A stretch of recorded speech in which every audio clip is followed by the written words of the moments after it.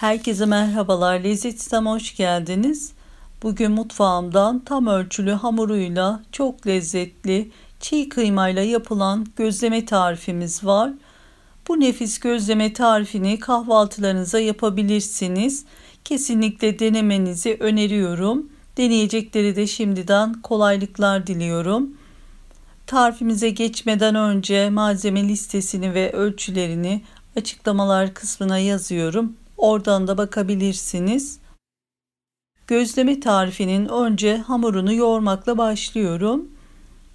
Yoğurma kabına 200 mililitrelik bardak ölçümle yani klasik su bardağıyla 5 su bardağı unu alıyorum.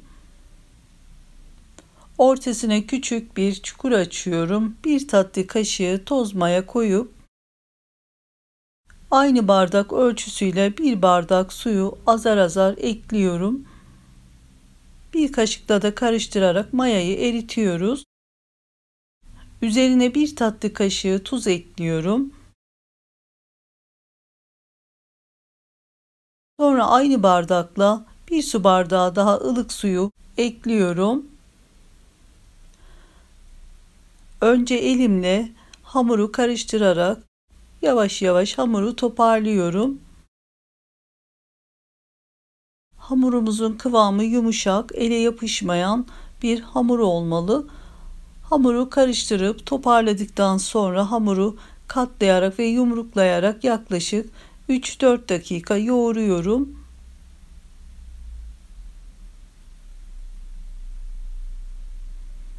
Beş bardak un için aynı bardakla 2 bardak ılık su kullandım. Bu hamurdan tam 10 tane normal büyüklükte gözlemeler çıkacaktır. İsterseniz hamurunuzu akşamdan yoğurup sabah hazırlayıp pişirebilirsiniz. Bu şekilde de kolaylık olur. Hamurumuz bu yumuşaklıkta oluyor. Yoğurmuş olduğumuz hamurun üzerini kapatıyorum. Mayalanması için ılık ortamda yaklaşık bir yarım saat 45 dakika bekletiyoruz. Hamur mayalanırken gözlemenin iç malzemesini hazırlıyorum. İç malzemesi için 500 gram dana kıyma, az yağlı veya orta yağlı olabilir. İçerisine karıştıracağımız diğer malzemeyi önce robottan çekeceğiz. Robotun içerisine bir tane büyük kuru soğanı iri şekilde doğruyoruz.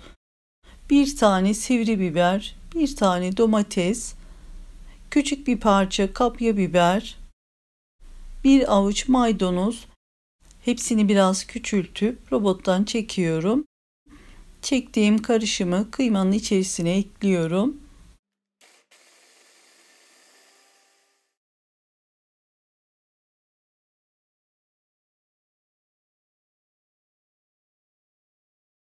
Üzerine 1 çay kaşığı kekik, birer tatlı kaşığı kırmızı toz ve pul biber, yarım çay kaşığı karabiber, kimyon, 1 tatlı kaşığı tuz ekliyorum.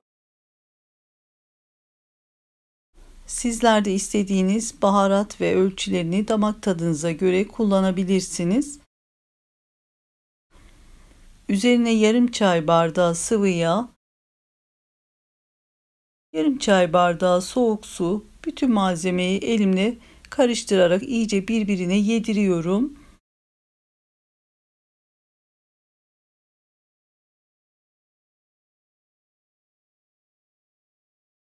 Bu şekilde harcımızı hazırladık. Gözlemenin içine kullanacağımız kıymalı iç malzememiz hazır. Ilık ortamda bekleyen hamur mayalandı gördüğünüz gibi. Hafif un serpiyorum üzerine. Hamurun önce havasını alıyorum. Maya kokusunun çıkması için. Sonra havasını aldığım hamuru tezgah üzerine birazcık un serpiyorum ve hamuru tezgah üzerine rulo şeklinde yuvarlıyorum.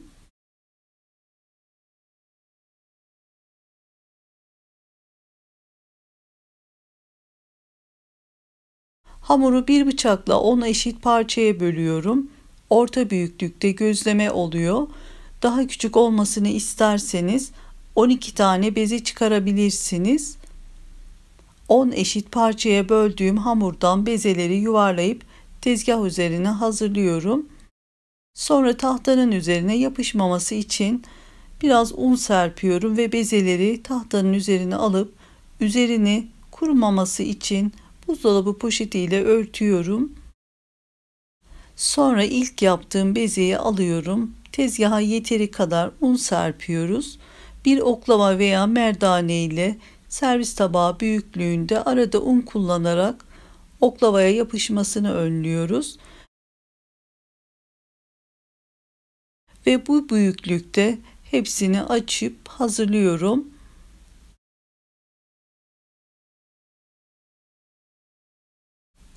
Açtığımız hamurları tezgah üzerinde temiz sofra bezi serip üzerine koyabilirsiniz. Sırasıyla açtığımız hamurları bir taraftan iç malzemesini yerleştirip bir taraftan pişireceğiz. Hepsini bir anda yaparsak hamurlarımız yapışır. Açtığımız hamurun içerisine çiğ kıymalı harçtan bir yemek kaşığı koyup elimizde veya kaşıkla hamurun yarısına gelecek şekilde harcı sürüyoruz, yerleştiriyoruz ve kenarlarına elimle hafif su sürüp D şeklinde boş kısmı harcın üzerine kapatıyorum. Kenarlarına elimizle bu şekilde bastırıyoruz açılmaması için. İç harcını pişirmeye yakın yerleştirin. Uzun beklerse kıyma içerisinde su olduğu için hamur tezgaha yapışabilir. O yüzden ben bir kısmını hazırlıyorum. Onları pişirdikten sonra diğer kısmını da hazırlayıp o şekilde pişiriyorum. Pişirmek için teflon tava kullanıyoruz. Isınan tavaya fırçayla birazcık sıvı yağ sürüyorum. Tava büyük olduğu için 2 tane hazırladığım gözlemeyi yerleştiriyorum. Orta ateşte altı hafif kızarınca çeviriyorum. Üzerine tereyağı veya sıvı yağ sürüyoruz. Yakmadan çeviriyoruz ve bu şekilde pişiriyoruz. Ortalama 2-3 dakikada pişiyor. Pişen gözlemeyi düz bir tepsiye veya bir tahta üzerine alıyorum. Ve diğerlerini de bu şekilde yakmadan pişiriyorum. Çevirerek iki yüzüne de yağ sürüyoruz. Ortalama 2-3 dakika pişirdikten sonra alıyoruz. Diğer kalan gözlemelerin içini de yerleştirip onları da pişirdikten sonra yemek için gözlemeler servise hazır. Gözlemeler yumuşak ve çok lezzetli oldu. Kahvaltılarınıza, çay saatlerinize çok yakışan bir gözleme tarifi. Bu yumuşak çiğ kıymalı gözlemeden kolaylıkla yapabilirsiniz. İsterseniz hamurunu akşamdan yoğurun, sabah hazırlayın, kolaylıkla pişirebilirsiniz.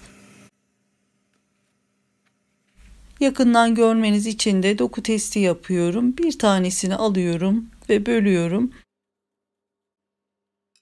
Yiyen herkesin çok beğendiği lahmacun tadında bir gözleme oldu.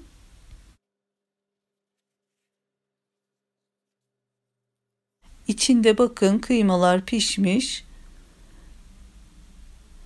Yumuşak olduğu için kolaylıkla sarılıyor. Sizler de kahvaltılarınıza bu güzel nefis çiğ kıymalı gözlemeden yapabilirsiniz. Kesinlikle tavsiye ederim. Videomu buraya kadar izlediyseniz, beğendiyseniz beğeni ve yorumlarınızı bekliyorum. Henüz kanalıma abone değilseniz abone olarak bana destek verebilirsiniz. Videomu izleyen herkese çok teşekkür ediyorum. Başka tariflerde görüşmek üzere. Hoşça kalın, sevgiyle kalın, Allah'a emanet olun.